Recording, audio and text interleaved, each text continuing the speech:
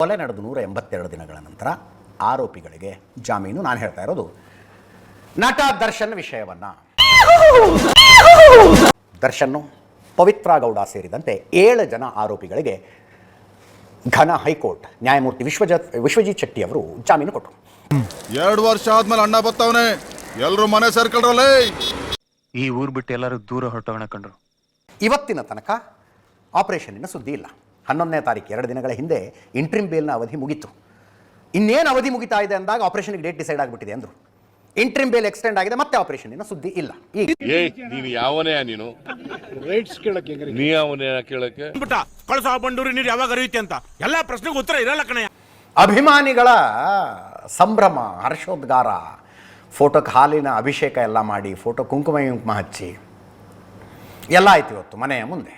ಆರಾನಗರದ ನಿವಾಸ ಅಲ್ಲಿ ಕೂಡ ಅಭಿಮಾನಿಗಳು ಹೆಚ್ಚಿನ ಸಂಖ್ಯೆಯಲ್ಲಿ ಬಂದಿದ್ದಾರೆ. ನಾವು ಅಲ್ಲೇ ದೃಶ್ಯದಲ್ಲಿ ನೋಡ್ತಾ ಇದ್ದೀವಿ. ಮಧುಶ್ರೀ ಫೋಟೋಗೆ ಹೂವಿನ ಹಾರವನ್ನು ಹಾಕ್ತಾ ಇದಕ್ಕೆ ಹಾಲಿನ ಅಭಿಷೇಕವನ್ನು ಕೂಡ ಮಾಡ್ತಾರೆ. ಸೊ ದರ್ಶನ್ಗೆ ಬೇಲ್ ಸಿಕ್ಕಿರುವಂಥದ್ದು ಖುಷಿ ವ್ಯಕ್ತಪಡಿಸ್ತಾ ಇರುವಂತಹ ಅಭಿಮಾನಿಗಳು ಅಭಿಷೇಕ ಮಾಡ್ತಾ ಇದ್ದಾರೆ ದರ್ಶನ್ ಫೋಟೋಗೆ.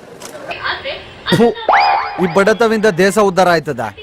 ಏನ್ ಕಾರ್ಗಿಲ್ ಯುದ್ಧ ಗೆಲ್ಲಕ್ ಹೋಗೋರೇನ್ರ ಅವರು? ಏನ್ರಯ್ಯ ನಿಮ್ ಹಿಂಸೆ ನಿಮ್ದು? ಏನ್ ಹಿಂಗ್ ಹಿಂಸೆ ಕೊಡ್ತೀರಾ ಅಂತ ನಿಮ್ಗೊಂಚೂರು ಮಾನ ಮರ್ಯಾದೆ ಇಲ್ವಾ? ಬೇವರ್ಸ್. ಉಳಿದ ಆರೋಪಿಗಳ ಸಂಕಟ, ಅವ್ರ ಮನೆಯವರ ಸಂಕಟ. ಒಬ್ಬ ಆರೋಪಿ ಅರೆಸ್ಟ್ ಆಗಿ ಹೋದರೆ ಬೆಳಗ್ಗೆ ಸರಿಯಾಗಿದ್ದ ಅಪ್ಪ ಸಂಜೆ ಅಷ್ಟೊತ್ತಿಗೆ ಸತ್ತೋಗ್ಬಿಟ್ರು.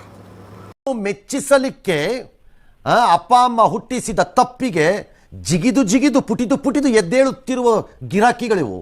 ನಾವಿದು ಈ ಮಧ್ಯದಲ್ಲಿ ಸರ್ಕಾರವನ್ನು ಕೇಳೋದು ಅಷ್ಟೇ, ನಮ್ಮ ಸೊಸೆಗೆ ದಯಮಾಡಿ ಒಂದು ಕಾಯಮಾದ ನೌಕರಿ ಒಂದು ಕೊಡಬೇಕಂತ ನಾನು ಅವರಲ್ಲಿ ವಿನಂತಿ ಮಾಡಕ್ಕೆ ಸರ್.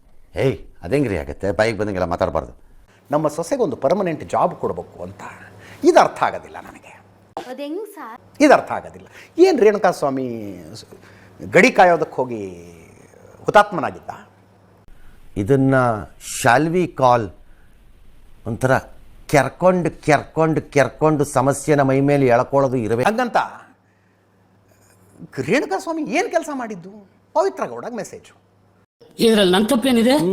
ಅಗ್ನಿ ಸಾಕ್ಷಿಯಾಗಿ ಕಟ್ಟಿದ ಹೆಂಡತಿಗೆ ಈ ಮನುಷ್ಯ ಆಡಿದ ಮಾತುಗಳನ್ನು ನಾನು ಹೇಳಬಾರದು, ನೀವು ಕೇಳಬಾರ್ದು. ಕಟ್ಕೊಂಡು ಹೆಂಡತಿಗೆ ಹಂಗಂದು ಗೆಲಗಾರ ಅಂದು.